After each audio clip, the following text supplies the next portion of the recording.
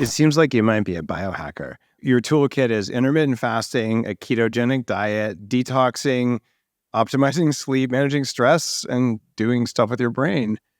It's almost like if we all did those all the time, it's not meant to be a cure. It's just how you're supposed to be living to have a brain that works. Yeah, the other thing we call it is a naturopathic doctor. Exactly right. Right. It's living the lifestyle that our bodies and brains are designed for so that we get optimal function. You're listening to The Human Upgrade with Dave Asprey. Today's episode is about one of my favorite topics, brains. Not just having a brain that works better, but not getting Alzheimer's disease. If you followed my work in the longevity field, you know that there are four big killers you've got to avoid. And the first one is diabetes, which leads to cardiovascular disease, cancer, and Alzheimer's.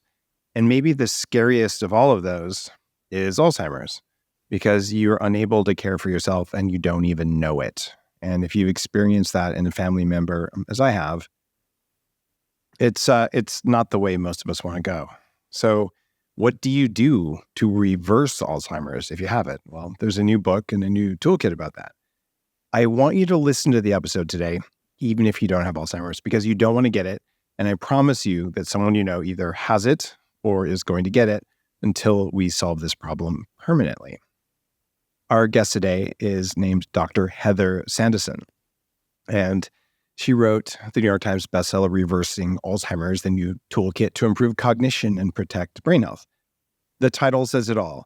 To improve cognition, even if you don't have Alzheimer's, this episode is for you. And if you read Headstrong, my big cognitive enhancement book, half the research in it comes from Alzheimer's research, because that's when brains stop working. How do you make them start working again? It's the same stuff that makes good brains into great brains. Heather, welcome to the show. Dave, such a privilege to be here. Thanks for having me. It's my pleasure. And I just love that you're doing this work, in part because women get Alzheimer's twice as often as men. That's why I was the largest donor to the Women's Alzheimer's Project in recent years with Maria Shriver, because it's a thing that affects all of us, but women more than men. What led you down the path of deciding this was worth your time and attention? Yeah, thank you. So I started looking into this at Bastyr. I was going to naturopathic school and very oriented towards health rather than focusing on the disease process and what's going wrong. My orientation has always been towards how can we optimize, much like yours. Now, fast forward a few years, I had the privilege of seeing Dr. Dale Bredesen, who became my mentor, speak at a conference. And he put together this, what really made a ton of sense conceptually, but what I had been programmed to believe wasn't true, right? I had been told over and over again, like many, many, many doctors out there, that there was nothing I could do to support someone with Alzheimer's or dementia, that to suggest otherwise was to give them false hope and to do harm. And so I kind of took that as gospel.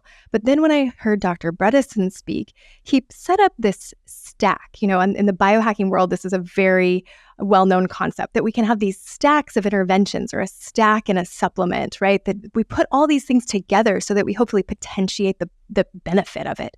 And Dr. Bredesen was describing just that, essentially taking everything I had learned in naturopathic school and packaging it for those suffering with cognitive decline.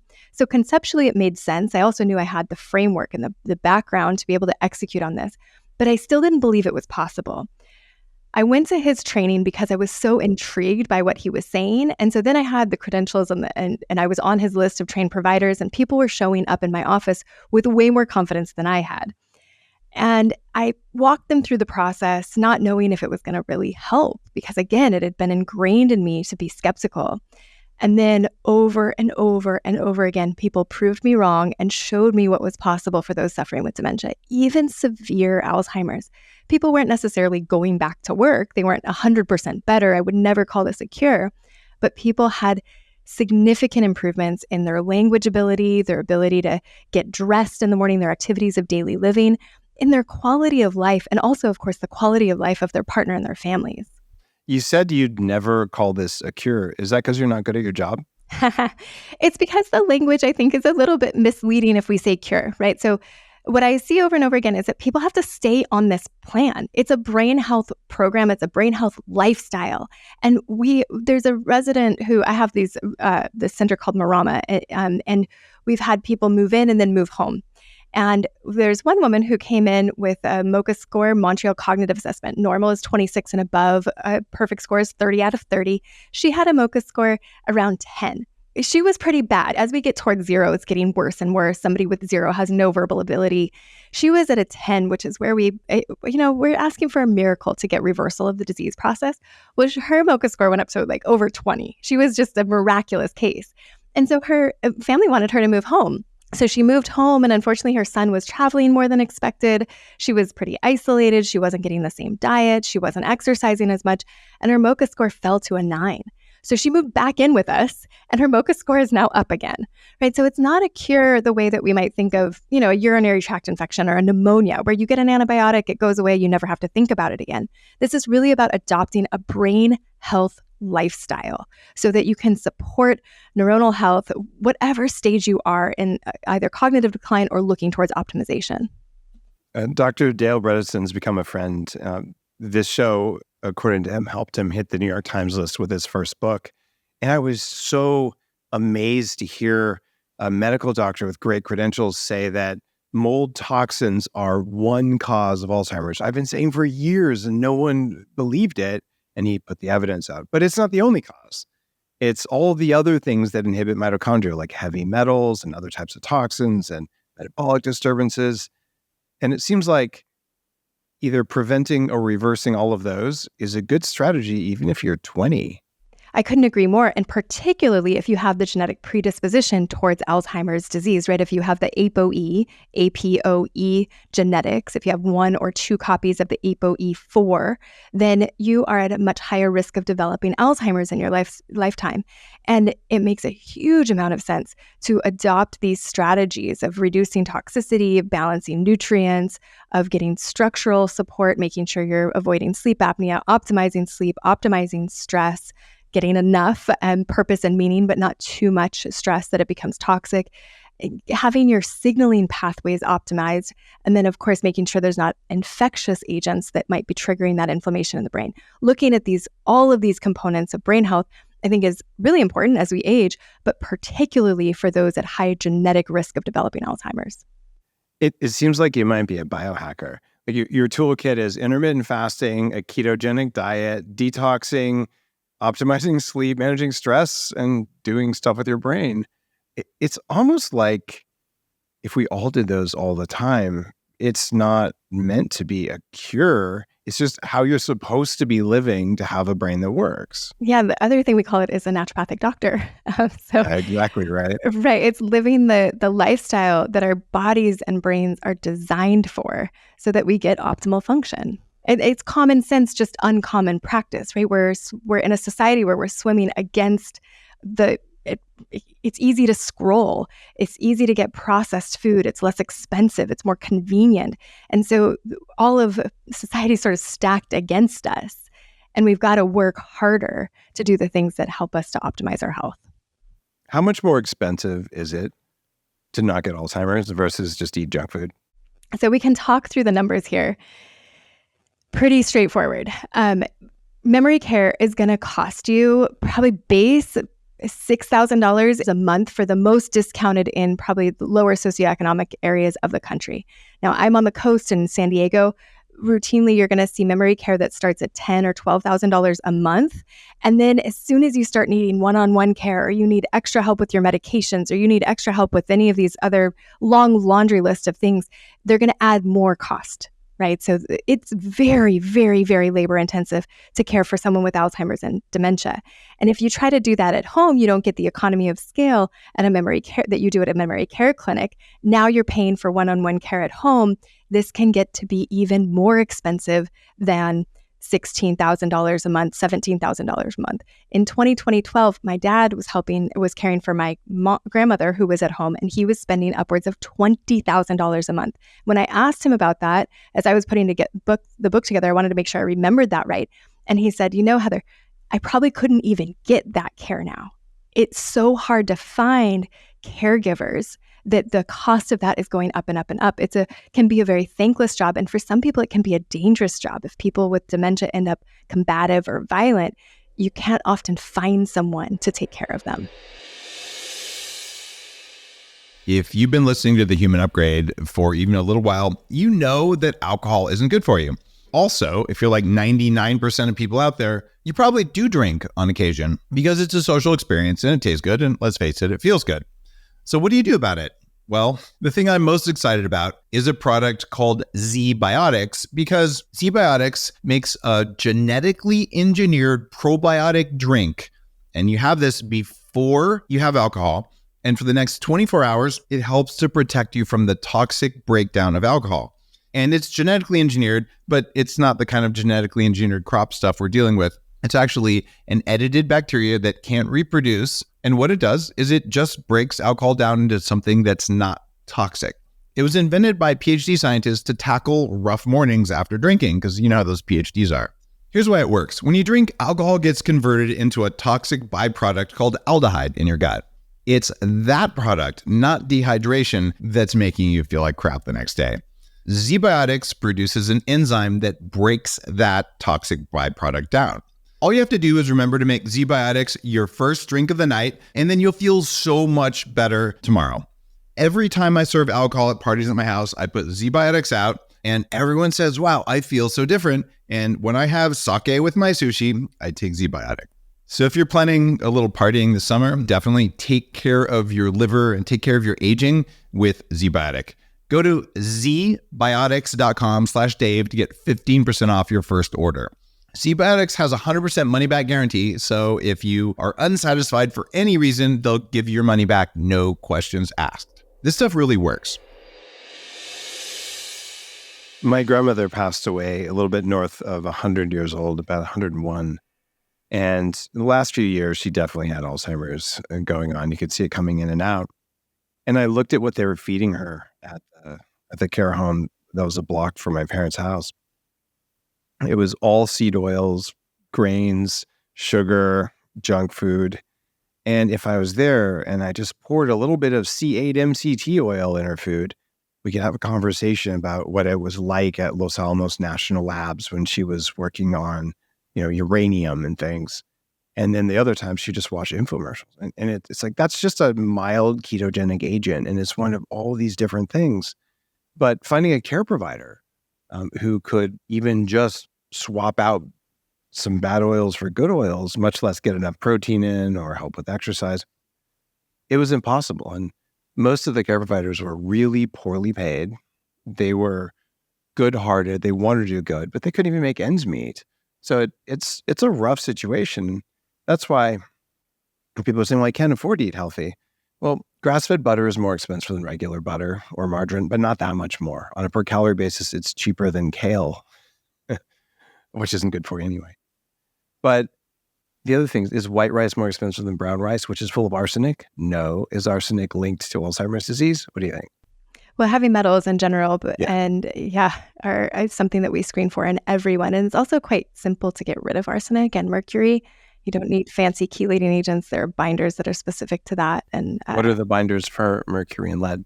I use the IMD for mercury and arsenic. IMD product from Quicksilver is a silica-based product that binds it in the gut so that you don't need a chelating agent. For lead, you do need a chelating agent. EDTA is the only thing I've found that will help with that.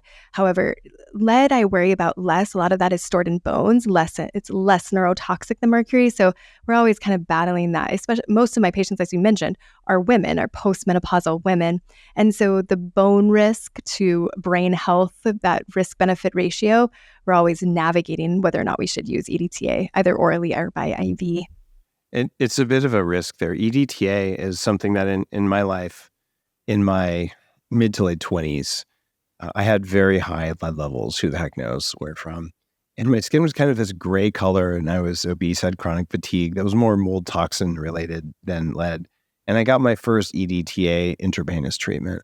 And I came home, and my partner at the time said, "Oh my gosh, your skin is pink." Just from one treatment. And we know that any amount of lead in your blood especially increases your risk of cardiovascular things. Reduces IQ. Yeah, reduces IQ. There's that. And we're looking at, okay, let's say that you're a young person saying, all right, maybe I should avoid heavy metals and maybe I should occasionally get rid of some. And you can use that, was it IMD? IMD, intestinal metal detox. Yeah. And Quicksilver, the founder of Quicksilver, has been on the show. It's a good company. They have a push catch protocol that's also really good. And so we can all do that. And we can do that way before we get Alzheimer's to reduce our risk and to perform better today, which is really important.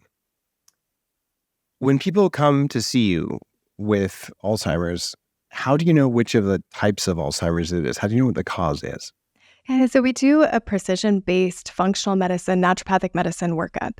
So we're looking at these 6 components of brain health. Again, their toxicity. And we're looking, even taking that step back, what we want to put this in the framework of is imbalance. Too much, too little, in the wrong place, at the wrong time.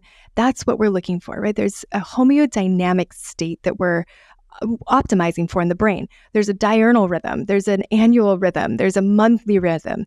There are all of these changes that happen, but we want them to be within this optimal kind of up and down, right? We don't want things too high and we don't want things too low, but we want them to change over time.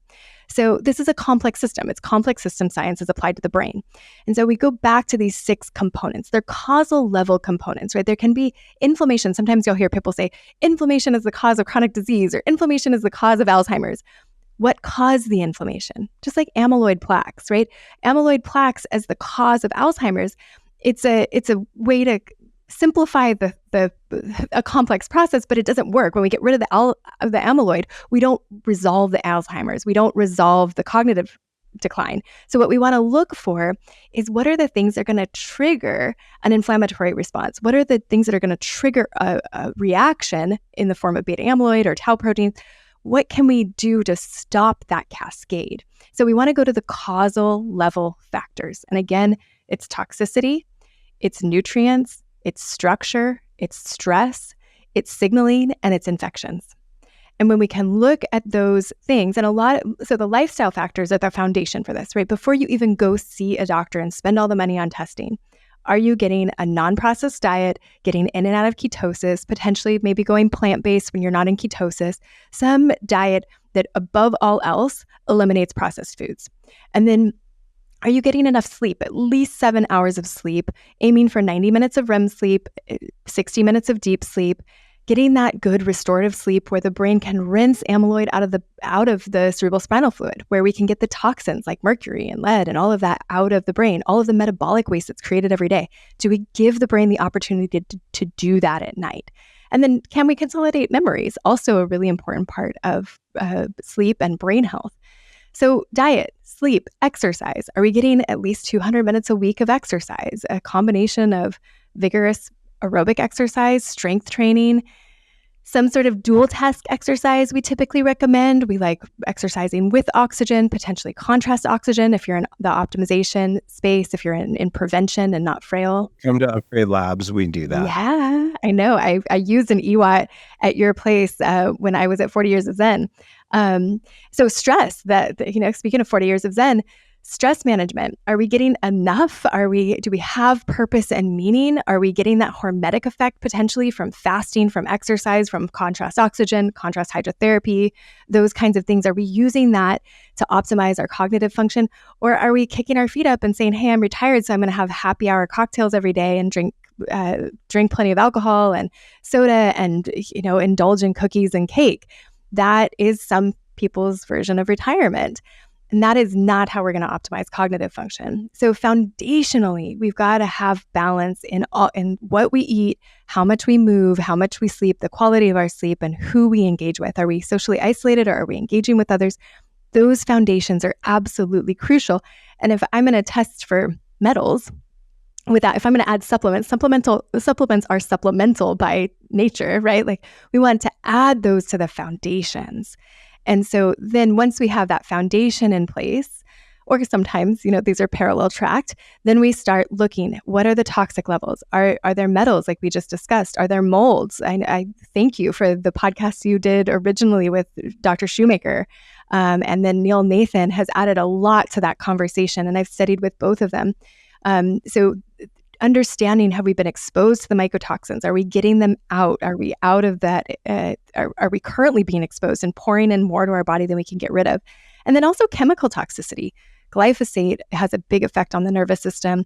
So do PCBs, phthalates, petrochemicals. These are things that we can measure. We can identify exposures, and then we can help to get rid of. Infections, same thing. We can measure for them. We can understand if they're part of this inflammatory process in the brain, and we can resolve them so that then we free up resource to focus on regeneration. I love that. Most cookware and appliances contain toxic forever chemicals. That's why at my home, I use cookware from Our Place. This is a mission-driven company that makes kitchen products that look really good, but they're designed to be healthy and sustainable.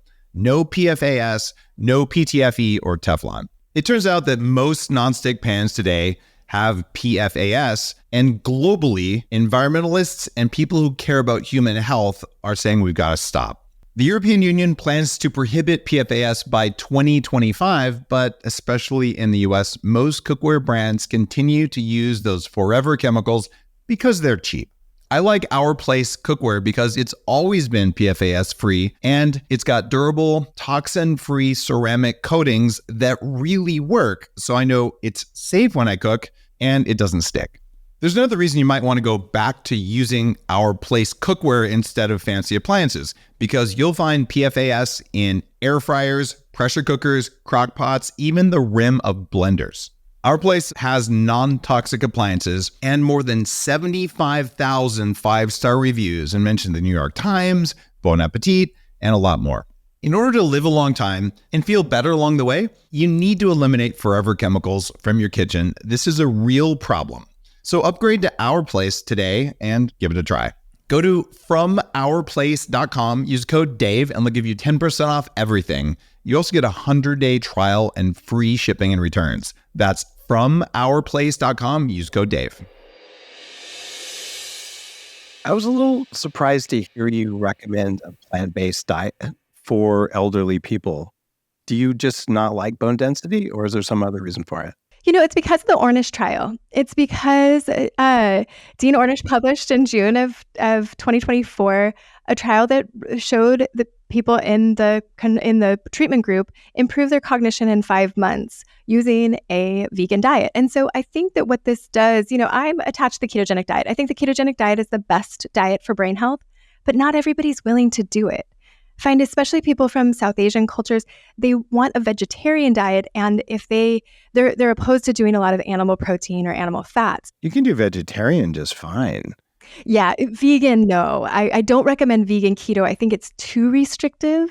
It creates fatty acid imbalances, destroys your myelin, and introduces massive amounts of oxalate that poison mitochondria and actually cause brain dysfunction. So like when you say plant-based, okay, eat some plants, I'm with you, but I just want to be sure for listeners, Dean Ornish is an absolute radical. His diet killed Steve Jobs. Steve Jobs was on the Ornish diet, and I called him out on it, and he said, well, I told him to get the surgery. I'm like, yeah, you caused him to need the surgery, and he didn't want to come on the podcast for obvious reasons. But Dean Ornish tests meditation and exercise plus a wacky diet and says, look, you get the same results as meditation and exercise. And that's the whole basis of the Ornish diet. So his recent trial, you got to be a little suspicious around the Ornish stuff because he's also in the pay of PepsiCo so that they can sell corn syrup because it's fat-free. So I consider him to be not that reliable, but I'll give him huge credit for the fact that he was, if not the first, one of the first credentialed big university doctors to say that lifestyle has an effect on your health. So big courage there, just wrong approach on the zero fat thing. And that said, I've seen over and over, if you're willing to go on a very high starch, extremely low fat diet like that and over exercise and all the other things that almost no one's willing to do, you can lose weight on that. It's just really unpleasant. And you're hungry all the time versus a cyclical keto approach, which supports bone density in a way the Ornish diet doesn't. Like, for God's sake, if you want to be vegetarian, eat some eggs, have some dairy protein. You'll be fine if you're not allergic. But I see a lot of my contemporaries, like people, entrepreneurs, 50s and 60s, oh, I heard I'm going to go vegan. And they always, you wait 6 months, they're all puffy. They had to buy new pants. Their faces are not looking good. And like, when are you going to find out it's not working, guys? And they add protein back in. So what is the role of high quality protein and Alzheimer's? Is there a connection between those two? Well, I want to back up real quick and just respond to what you've just said. Basically, my dietary recommendations are based on ancestral diets. What if we evolved to eat? And when I think about an ancestral diet, the consistent thing about them is inconsistency. We did not have carbohydrates available all the time. We did not have meat available all the time. We did not have abundant fat available all the time. This day and age, we have plenty of high fructose corn syrup available at any given moment as much as we want, right? And so this is a very, very different diet that we're typically consuming, that, and probably not your listeners, but many people out there are typically consuming, and it is driving chronic disease as we age, and in children as well.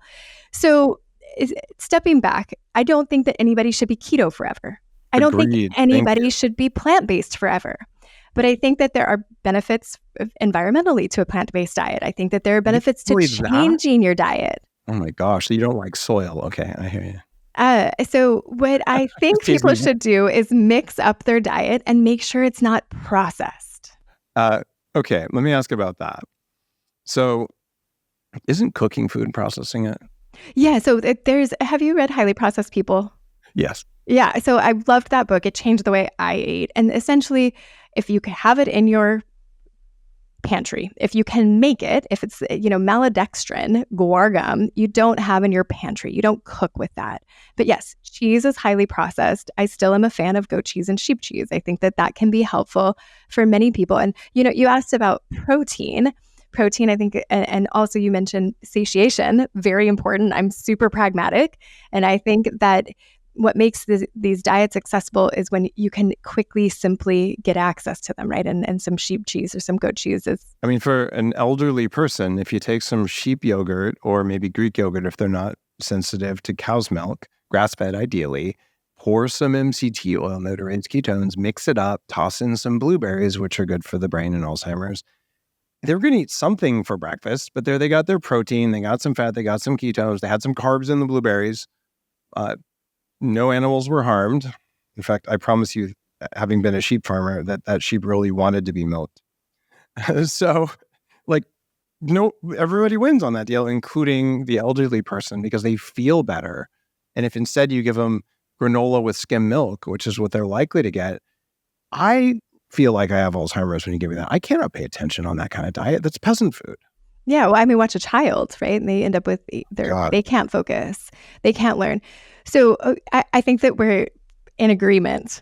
We are. I'm just teasing on all this stuff, by the way. I just like to ask inflammatory questions that put words in your mouth, because that's my sense of humor. So if I'm offending you, that means you should get a therapist. I think what happens is it gets confusing. No, not offended at all. But it gets, the dietary advice is really confusing. And my audience, the patients I see, they're women over 65. And so they were fed the garbage of that food pyramid. And so we're fighting against that and having to convince people that fats are actually good for your brain. You want fats, and not all fats are created equal. And so which fats are good, and what about this one? We're having a lot of these nuanced conversations about what to eat and how to do it. And we're thinking about new ways to shop and new ways to cook. And it's nuanced and it's complex and it's time consuming. And I think that some of the rhetoric around diet is inflammatory, and it does get confusing for people. And what I'm trying to do is just stay simple. Yeah. You want it to be simple, and less processed is good. If you have to prepare it, that's probably good. And I like the rule that's worked really well for me in the cognitive enhancement is don't eat foods that won't spoil, and don't eat foods that are spoiled, because that means they put a bunch of stuff in it to stop it from spoiling. And there's quite a lot of times where you're eating foods that really you ought not to eat because they have mycotoxins or they have histamine because they've been stored improperly. And food companies, they'll hide old food with flavorings, and they'll hide cheap, non-nutritious food with flavorings. And if you realize, I'm just going to eat food that's relatively fresh, that isn't unnaturally preserved, then you'll be better off. And it's not that hard. But it is hard when someone says, well, I heard that if I eat this Peruvian peasant food called quinoa, that it's somehow going to give me superpowers. And the Peruvian peasants who can't eat that anymore, are probably not happy with you. And the fact that you didn't pressure cook it the way it needs to be cooked for you to even digest it, is it any wonder that your gut is shredded and your brain doesn't work? And so it sounds like it's complex. And if you're not sure if it's new and fancy, it's probably dumb. And you should look at, what did your grandmother eat? Right. And, you mentioned foods being made to taste better or hide that they're older.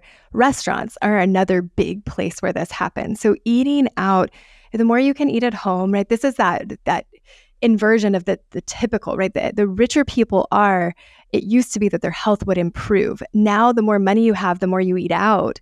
And actually your health declines compared to those who have less money but cook and eat at home. And this is because restaurants, again, like highly processed, packaged, profitable food, it's there for profitability to make a corporation money. And restaurants, there's a bottom line. In order to stay open, they've got to be looking at that. And so they're going to look for margins by reducing the quality of their food or using things that might be over their best buy date, right? It's such a big thing in restaurants. I started the first all grass-fed restaurant, grass-fed butter, grass-fed meat, wild-caught fish, organic veggies. And I ran it for about 8 years. And now you can get grass-fed meat at hundreds of restaurants in LA. That was one of those. No, people will buy this. And what makes me super happy is a lot of former vegan restaurants are now regenerative ag, grass-fed, and vegan. And this is a societal change that we need, because regenerative meat actually does build soil. I know, because I built a farm and did it. And unless you're going to go to a restaurant like that, you save a ton of money and time cooking at home.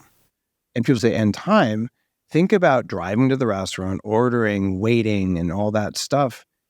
If you get basic cooking skills, you don't have to have a fancy 5-course meal. You can take a hunk of protein and some kind of fat and some kind of veggie and maybe some carbs like rice or something. It's just not that hard to do it. I do it every single night. And the funny thing is, I've been gone for about 6 weeks, all but 2 or 3 nights. I was doing some stuff with each of my kids for the summer. They're teenagers. And that means I wasn't with my girlfriend. And she's like, my stomach isn't very happy when you're gone, because she's eating out more, and just notice the difference. So yeah, I cook dinner every night. It takes me 10 minutes to cook. And I'm eating food that would cost $100+ at a restaurant that cost less than $30. And I'm eating really good food, and it could cost less than $10 if I went for cheaper cuts of meat. So for anyone listening, you don't want to get Alzheimer's, don't get in your car to go to dinner. Mm-hmm. Having restaurant food delivered to your house, if you knew the endocrine and brain disrupting effects of the coating on the plastic they're putting that in. Especially styrofoam. We measure styrene in human beings, and it is high, and it's higher in people who get especially hot food delivered in that food packaging. What I just heard you say is that you should get sushi takeout. Is that correct? So I worry about parasites probably more than most doctors. So no, that is not what I said. No, that's not what I wanted you to say. All right, if I was going to eat sushi, what I've been teaching people for years is take some chlorella to absorb the mercury that's present in especially tuna, but in a lot of the fish. I actually noticed a difference in my balance. I used to do advanced yoga, eyes closed, one-legged stands. If I ate sushi the night before, I'd fall over. If I didn't eat sushi, I wouldn't. Chlorella fixes that. But then there's the parasite issue. Couldn't I just take some, parasite herbs when I eat the sushi and just not worry about it? Well, I think that we get exposed to parasites a lot more than most people want to acknowledge. And so there's medications that are actually very well tolerated. I'm a fan of Alinea. I am a liberal prescriber of it, typically with patients if I have concerns, if they've been traveling, if they've been eating sushi. But you can get it from a salad bar. You can get it really from many, many places. I think Alinea? Alinea, yeah, Alinea. So that's well tolerated. It was designed for kids under 2. It treats protozoa, things like Giardia. It's on label for Giardia. And then, you asked about herbs. So if I want somebody, if they've had a chronic complex parasite load, then I'm probably going to choose Alinea first over things like juglans, black walnut, or artemisinin that does have liver toxicity associated. So we can do those short term, but I wouldn't want somebody on those for more than a couple of weeks. But mimosa pudica, diatomaceous earth, those are potential herbs that can be used as well and there's a whole bunch of them out there, but working with a provider to sort through those is important. Yeah, a lot of people listening are going to say, I'll work with the provider, but since I'm not sick and I'm going to eat sushi tonight, what do I do? I kind of like diatomaceous earth, which you mentioned. This is something that I feed to my chickens, as I did when I was running the farm on Vancouver Island. And you put it in chicken feed, and it's microscopic shells that are from millions of years ago, and they cut open worms so the worms can't live. If you put it on an anthill, the ants will stop coming around because it cuts their feet too. So it's this non-toxic thing that you can feed to animals. You can eat it yourself, just get food grade, and you take a little bit of that. So if I was going to eat some raw fish, which I do on occasion, I like that for sure. What about things like fenbendazole? The azoles for antiparasitics generally, they're not as well tolerated as Alinea. Flagyl is one that I completely avoid because of how awful it makes most people feel. But typically, there's perimomycin, there's biltricide, there's albendazole I will use. There's a bunch, of course, ivermectin and hydroxychloroquine are in the antiparasitic category. There's a case for that, but it's also bad for the environment. If you feed that to animals or you feed it to yourself and you poop in the woods, all the soil where you poop will have no more nematodes, which we need for soil. So it's a complex thing. I will say, if you look at the cancer research, which is different than Alzheimer's clearly, on the antiparasitics like fenbendazole or even ivermectin, they have anti-cancer properties because there's some mysterious connection between parasites and cancer that I don't think we understand, but it seems like there's something. What do you think about that? Yeah, you see that with antifungals too. They get kind of this resurgence to look into them as anti-cancer agents. Antibiotics, if you look at a stack of chemotherapeutics, typically there's an antibiotic in there. And so this connection between bugs and cancer, I think, is clearly established, although not clearly understood. But it makes sense to me that they would add some antiparasitics to the list of antimicrobials that might support cancer therapeutics. I don't know much more about it than that. It's funny, though, because when we get to Alzheimer's, you said something earlier that Dale Bredesen's also said that some of this is caused by a brain infection. What are the types of infections that are associated with Alzheimer's? And, I wouldn't even say a brain infection. I would say just an infection. So infections in our body can stimulate the inflammatory cascade that can lead to amyloid plaque production. So, for example, herpes simplex 1 and cold sores, if you get recurrent cold sores and you have a risk for Alzheimer's, if there's genetic risk for Alzheimer's, I highly recommend that you aggressively prevent those, whether you're using lysine and lemon balm and maybe a little lithium salt, if you're using valcyclovir or acyclovir. At the first sign of prodrome, treating those aggressively is important to preventing Alzheimer's as you age. Maybe even doing that prophylactically once a month, or working with a provider to figure out what makes the most sense for you, but keeping that under control. Another bacteria associated with Alzheimer's is P. gingivalis, which is the bacteria associated with gingivitis. So gingivitis increases the risk of cardiovascular of events of myocardial infarctions or heart attacks. This is part of why if you have a fake joint, an artificial joint, you might be given some antibiotics before a dental cleaning. This is because as those bacteria get introduced into the bloodstream, they can create infections elsewhere. They can also affect heart valves. This is well known that we can have this increase in vascular inflammation after a dental cleaning. We'll see markers of LPPLA2 go up. And if I see that repeatedly elevated and not associated with the dental cleaning, then I start wondering if there's an infection in the mouth that might also be triggering inflammation and then beta amyloid in the brain. We know that both of these infections, both herpes and P. gingivalis, have been found in the amyloid plaques in the brain on autopsies, as have the Lyme spirochetes. So we know that beta amyloid is antimicrobial by nature. It's there to protect us. It's not there to give us Alzheimer's. It's there to be protective.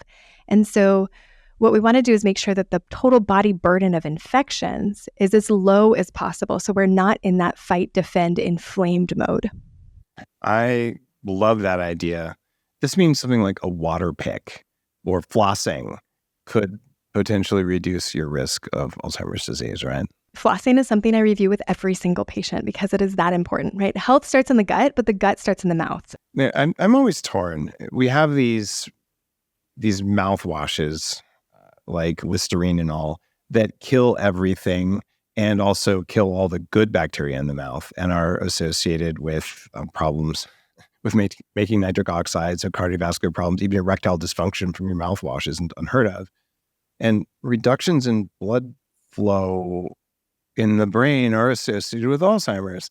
So clearly mouthwash might not be the thing to do, but if you have bad bugs in your mouth, shouldn't you take like a chlorhexidine or a peroxide rinse or something to kill the bad guys? Like, how do you solve that problem? Well, so coconut oil, I think, is a great path for that. It's mildly antimicrobial and doing some oil pulling. This is an Ayurvedic tradition that's been used for millennia that I think is a great option for some people. But seeing a biological dentist to look for latent infections, for something potentially underneath a root canal or in a cavitation. I've had patients with recurrent sinus infections, and it ends up being an infection beneath a root canal that they didn't know was there because the root is gone. That's the nerve that would tell us that something was inflamed or out of sorts. We're not aware of it because we're not getting the pain signal. So I do think I'm a fan of biological dentists. And again, I refer to them liberally because they've become really important partners in helping people achieve optimal health, and particularly brain health, because the mouth, just geographically, right? The mouth is so close to the sinuses and so close to the brain that there's an interplay between them. And it's easy to have infections trigger inflammation in the brain if they're coming from the mouth and sinuses. You talked about sinuses. I had chronic sinus infections and strep throat for about 15 years when I was younger. If you live in a house with toxic mold and you have recurrent strep throat, it's caused by the toxic mold in your environment, forcing the bacteria to make a biofilm. And I don't have them anymore. It's exceptionally rare because I learned how to do that. But so many people have biofilms in their sinuses right next to the brain that are making lipopolysaccharides, which are bacterial toxins that cause inflammation in the glial cells, the immune cells in the brain. How would listeners go about reducing the risk of something in their sinuses making their brain dysfunctional, whether or not they have Alzheimer's? Yeah, so two pieces here. I'm sure you've had James Nestor on the show. Absolutely. He's a good friend. Okay. Refer back to that episode because that is, nose breathing rather than mouth breathing is crucial to sinus health. I think most listeners by now at least have heard of mouth taping where they do it. I've been doing it even before James Nestor came on the show. Even one of my teenagers does it. She tried it once and she's like, Dad, this is much better. And I send her rolls of mouth tape, looks like this. And she she does it regularly of her own accord.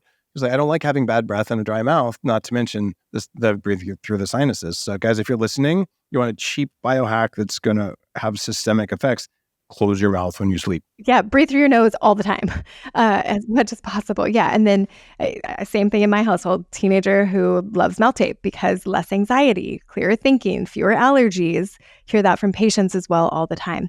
So mouth taping, cheap, easy, so simple.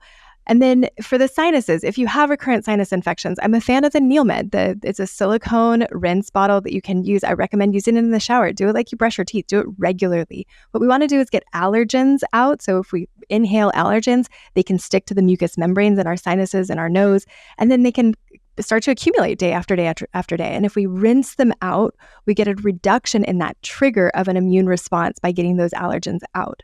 Now, there can also be microbes in there. They can be biofilms, and biofilms look like mucus, right? So when you get that mucus out, you're getting out biofilms and potentially all the bugs that can be living in there. And I love the Neilmed. You can do it on its own with distilled water, with warm water. You can add some saline to it. That tends to be very soothing. We also sometimes add some silver, some Argentine silver, a little bit of that, just drop doses, or we'll use biocidin, sometimes some antimicrobial agents. And we'll also use a little bit of xylitol. They have the X-Clear, they have the rinses that you can buy prepackaged. And then a little stevia. Adding a drop or two of stevia is a biofilm disruptor. And so What I typically start people on is very small amounts, get it going through your sinuses, and then rotate those because they're going to get at different bugs. And then after a couple of weeks, add the stevia. Add that after you've gotten that first layer of bugs out. Now, the other really important part of this is go get some kimchi juice. You can get the $6 kimchi juice that's at the grocery store and get the least spicy one that you can find. And then take a Q-tip and put that in the juice and then put it in your nose. That kimchi juice has the particular bugs. We think of the good bugs that go into our gut. Well, the sinuses are no different. We don't want to clear out everything and have sterile sinuses. We actually want those good bugs in there. And so you want to re-inoculate with those great bugs. I'm here in San Diego, surfers who have had chronic sinus infections every year after surfing and after the rain goes away, completely resolves. They don't get them anymore. So this can be protective, and you can prevent future sinus infections, making sure you have the right sinus bugs in there. Wow. I've never heard of putting kimchi up my nose. That seems unpleasant. But inoculating your nose with the right nasal bacteria, it's important. I believe it. Same thing if you look at the vaginal microbiome, which is something a company called Evie does. It's amazing what's going on in the intermix of bacteria and yeast or fungus. We just don't have enough science about the nose, and we have a good amount of science from a company called Viome. I'm an investor and advisor there. And Naveen's been on the show many times where they're looking at the oral bacteria to tell you whether you're likely to get throat cancer. And it's FDA approved. It's 95% accurate, even at very early stuff, just by the ratio of bacteria. So my biohacker's like, get rid of the bacteria, but then repopulate with the good stuff. And I'm pretty convinced at this point that, like, what I'm doing today is I will use iodine, a weak solution, and salt, and I'll irrigate with that. And then I'll replace it with a Viome lozenge that has oral bacteria. So then I'm like basically mowing the field and planting the good seeds. And it's definitely made a difference. I have really good oral health in general, other than 2 spots where I have like too much pressure on a tooth I'm going to get fixed. But why do I know all this stuff? Because if you want to live a long time and your teeth are trash or your gums are bleeding, it's not going to work. It's that big of a deal, right? It's a huge deal. Again, health starts in the gut, but the gut starts in the mouth. And we see that as people age, people with good dentition live longer. And then, so you go, oh, well, did they have good dentition because they took good care of their teeth or because they were healthier anyways? And I think it's both, right? Good dentition allows you to eat better, chew your food as you age. And then when you make good decisions, you get to keep your teeth longer. So it's both and. I don't think listeners thought we'd be talking about oral hygiene in an Alzheimer's episode, but it matters. What do you say to people who say, this is overwhelming? You tell me I have to eat right, but it's not really clear what that is. But okay, less restaurant food, I can do that. And you want me to sleep and you want me to move. And what's the minimum effective dose?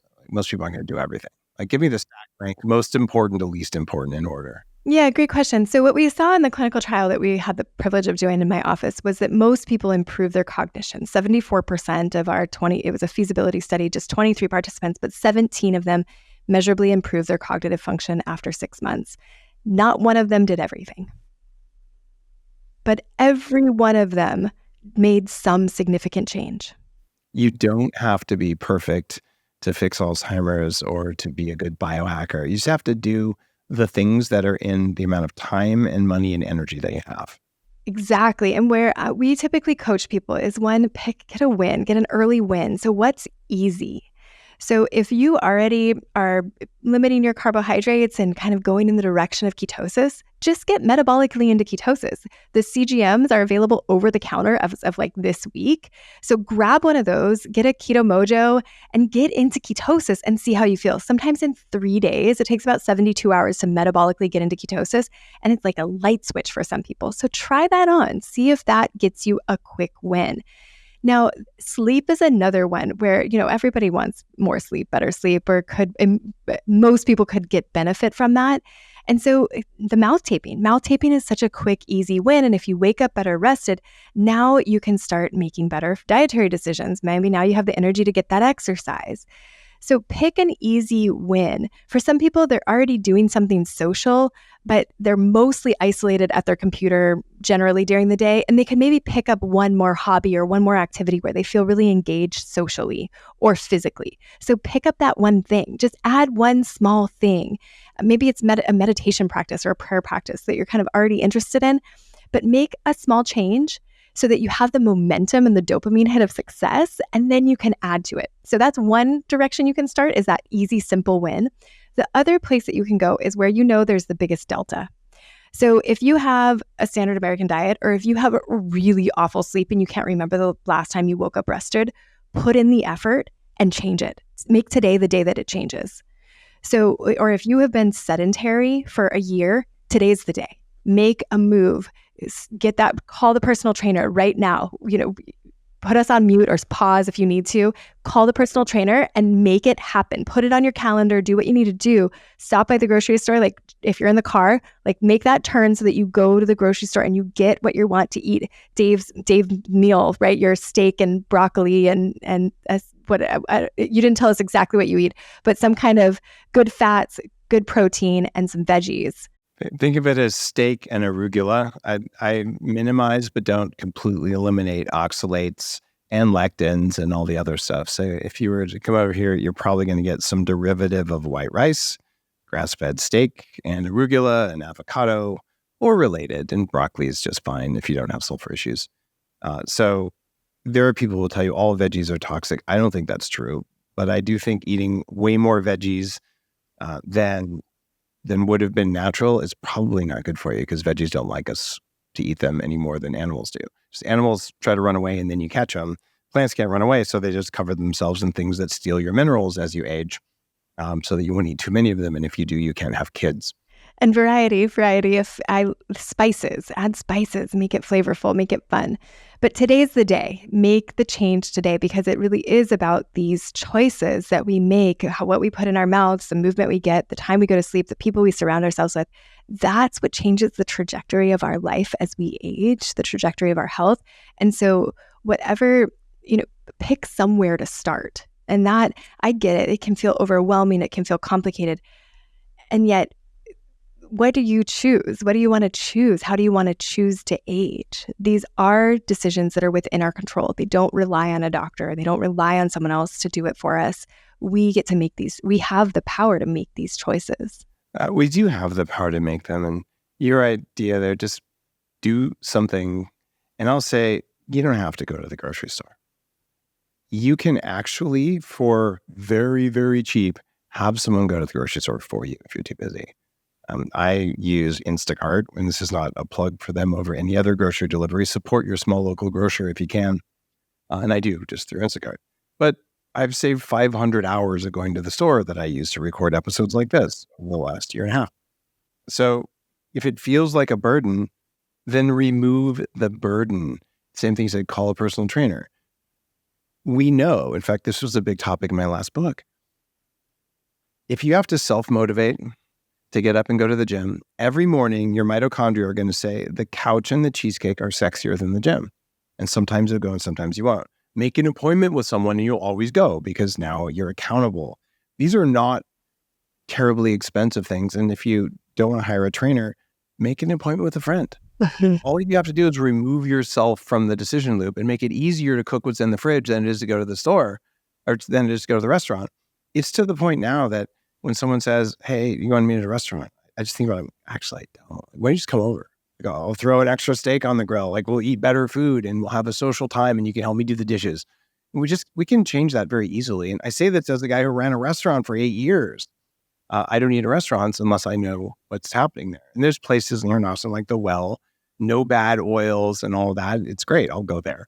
But for 99% of people listening, 99.9% of restaurants, it's all the same stuff that's processed.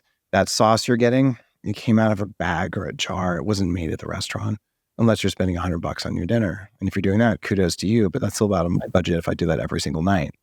Yeah, agreed. I think that what we want is for this to feel really accessible, because that's how the impact is amplified. And life is set up for us to do easy things that make other people money. And so we have to work at it. And it does require work. And so this isn't for everyone, right? And I think that comes up a lot in our conversations with clients, with patients. This isn't for everybody. And if you're trying to convince your mom or dad or spouse that they need to take this on, do what you can, give them the data, put some science in front of them, send them some great podcasts. But ultimately, if that feels like you're hitting your head against a wall, don't give yourself the traumatic brain injury. Turn that effort back on yourself and put it into your own health and healing, right? Put it into your own cooking, exercise, sleep, stress management routine so that you get the benefit and you become the model. And hopefully over time, that will convince your loved ones when you look younger at the next family reunion, younger 5 years later than you did 5 years before, like that convinces people that this works. And so show up as the model rather than the one beating somebody over the head with the information. Very, very well said. And when it comes to things like Alzheimer's, you can help your parents to the point that they don't have to be in a home. If you're paying for your parents to be in a home, which a lot of us do, that's priceless. You're probably spending as much money as you make every year just trying to support your parents. When you're going to quit your job, take care of your parents, it's a solution where it doesn't work. So fixing their food to the point that they can be independent is really affordable compared to the options. And when you do that, who's going to notice? All your other friends, all of their parents. And I had this question from a vegan guy when I was speaking at Google years ago. He said, I want to be a food activist. What should I do? And I looked at him and I said, shut up and eat. And people started clapping. I said, seriously, you can't be an activist. What you can do is you can eat in such a way that you're abundantly healthy and wait until people ask what you did. And that's when you've earned the right to tell people what to do. So fix your own Alzheimer's, fix your parents' Alzheimer's, and start talking about what's possible. And this is how grassroots change happens. And that's why I'm a fan of your book. Say, look, it's not impossible. In fact, it's not that hard. And most importantly, no one in your study did everything you recommend. They just did a bunch of it. And they all got, or 75% anyway, got results. Yeah, and Dr. Bredesen did a very similar trial, and 84% of people got results, but that they had 9 months and people were not as far progressed. So the majority of the time, people are improving. Now, don't wait, right? Prevention is so much simpler than reversal. And when you mentioned people having to have their loved ones be in senior living facilities, when you are figuring out which one, call and ask, do you serve a brain healthy diet? Do you have brain engaging activities? What is the social life like there? Ask the questions. Do you look for toxic mold? Do you use toxic cleaning products? What kind of oils do you use for cooking? Ask these questions because consumers can change this industry. If we're not willing to pay for the bottom of the barrel seed oils in our parents' food when we're spending tens of thousands of dollars a month potentially, ask for that. Tell them that it's important to you and they will respond. They will make new options available.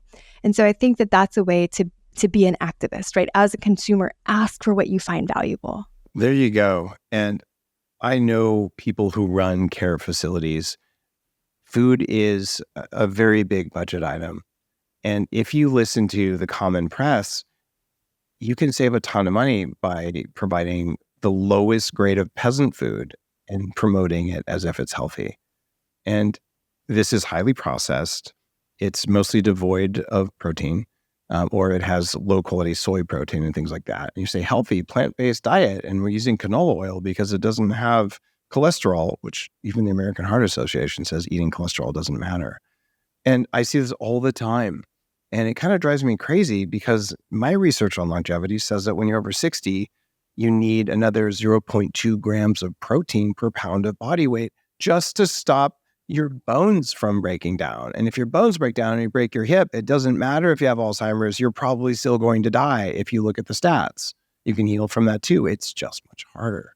So there's some kind of element of kindness to our elders that it feels like is missing. And it starts with food, it starts with social activity and the basic quality of life things. Yeah, I couldn't agree more. And I think ultimately it'd be nice to keep our elders amongst us, right? Contributing to the next generation in the fabric of our communities, still working if they want, but raising the grandkids and the great grandkids, being involved in all of that, not shipped off to senior living. And so doing this at home as much as possible ahead of time so that they can be contributing members of society, not relegated to, watching TV and eating cake and cookies. There's so much I think we're missing as a society, so much value in that segment of the population that I think and I hope will shift with time. I believe it is shifting. And I have absolutely snuck good food in for my grandmother on occasion. One of the things we haven't talked about when it comes to Alzheimer's and just general cognitive health, alcohol. And there's at least $1 billion from the alcohol industry spent on telling us that it's good for us. What do you think? Yeah, with any cognitive decline, I recommend eliminating it completely. It's one more toxin, right? This too much, too little in the wrong place at the wrong time. Most of us, by the time we're 65, have a toxic burden. We live in a toxic world. Not everybody has a bowel movement every day. Not everybody sweats anymore because we go from our 73-degree house to our 73-degree car to our 73-degree office, and we never get outside our comfort zone, literally, in terms of temperature. So we don't sweat anymore. We shut down our emunctories or our organs of elimination in order to not have to pee too often or not have to sweat. And so then we don't get the benefit of those detox organs, and we accumulate toxins. Now, if we choose to add alcohol at the end of the day or at noon, whenever it feels socially appropriate for you to start drinking, then we're choosing to add more work for our liver, more work for our detox organs. And in this case, when we have that choice, so this is something we have control over. We can't always control how much petrochemical we're breathing in. You can get an air filter and you can choose to buy a house further away from the freeway. But some of us, we can't move. We're exposed to that. We've got to commute to work, whatever it is. We get these exposures we have no control over. What we want to do is focus on the modifiable risk factors. And alcohol is absolutely one of those that we have complete control over. We do.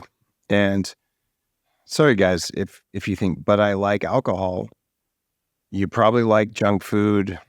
You probably like staying up all night, and who knows, maybe you like heroin. It doesn't matter if you like it. It's either good for you or bad for you. And if you're going to drink, acknowledge it's bad for you and you're doing it anyway. And maybe it was worth it. It was a birthday and you wanted to do it. Fine. Telling yourself that I'm just going to do it a couple times a week because it's good for me, that is called self-deception. And the evidence is so clear that you really don't want to be drinking like once or twice a year. I don't care, have a drink or two. But if you're doing this on a very regular, even once a week basis, I don't care if you're 20, it's still going to affect your brain. You don't need wine. Well, and pick your poisons. I talk to ladies that want to get their hair dyed, and the hair dye is clearly very toxic. Other people going to get their nails done twice a month. That's really toxic stuff. Other people, want to have a cocktail. I think consciously understanding this is my poison. And so I'm going to do extra to support my liver. I'm going to do extra to support a bowel movement every day. I'm going to get in the sauna and I'm going to drink clean filtered water. I'm going to make sure I get this out of me. I'm going to have extra glutathione. Make sure that you are offsetting that in some way if that's the poison you choose. Some people get on planes every other day, right? And they're breathing jet fuel, especially if you sit up front. You're just breathing a ton of jet fuel. So pick your poison. I get on planes way more often than is smart. And there's benzene in there, and there's something called a fume event where you breathe jet fuel. And I used to travel with a charcoal N99 mask. And during the pandemic, they wouldn't let me use that one, the one that actually filters things, because they wanted me to use a piece of Kleenex over my face. I'm like, guys, you're so stupid. So bottom line is, yeah, I do that because it's worth it for me. And do I do everything you just said? And do I detox from all that stuff? Yeah, I do. And it's not the best thing for my health, but it's worth it. So perfection not required, knowing what's good and what's bad, choosing to do bad things, and then countering it will most likely stop you from getting Alzheimer's over the long term. Glutathione, I think, is critically important. I've been talking about that since the very start of the biohacking movement. I've done countless IVs of it. I just had a guy on who makes glutarol. It's a topical glutathione that raises your cellular levels as much as an IV. It costs $2 to do that versus $200 for an IV. I'm like, okay, we can mostly afford to do that, even if you don't do it every day. Do it 3 times a month. The cost for all these biohacks go down once we know what they are. And so I'm more hopeful than I've ever been, to be honest. It requires knowledge and truth. And I think your book is full of both of those. So I appreciate you taking the time to share on the show and in your book. The book is at reversingalzheimersbook.com, which is really easy to remember, guys, reversingalzheimersbook.com. And you can read this because you have someone in your family, because you're worried about it yourself. You know, you have APO, genetic mutations that make you at higher risk. Or maybe you read it because you're saying, I could spend pennies now to avoid this down the road. And literally, if you want to join me on this living to at least 180, well, not getting Alzheimer's, not getting cancer, not getting diabetes, not getting cardiovascular disease, you do that first, because not dying is step one. But people who focus only on not dying, you might not like having paper thin skin and having a very low quality of life. So it's how do you do both? So getting on this bandwagon early is very cheap. Getting on it late is more expensive. And that's why you should all read this book. Dave, thank you so much for having me. And thank you so much for the work that you have done over the years and that you continue to do to move this forward and help us all age gracefully. Oh, you're so welcome. And this is, I think we're up at about 1,200-ish episodes. I do 2 a week. I have for more than 10 years. I'm always learning. And our conversation about parasites and things like that. I don't know where the interviews are going to go, but I just appreciate that you really treat patients, you look at all the possible causes and saying you don't have to do just one thing to make it better. That's precious knowledge. So back at you. Thank you. If you liked today's episode, I would appreciate it if you made sure that you're subscribing on YouTube or following on Spotify or whatever podcast platform you like, because when you do that, it lets other people help to see the show. And there's just unlimited knowledge about longevity, about cognitive health, cognitive enhancement available for free on the show. And it's your library of how you can live way longer and be smarter and better looking and just happier, more conscious than you otherwise would have been. So thank you for your time and attention. You're listening to The Human Upgrade with Dave Asprey.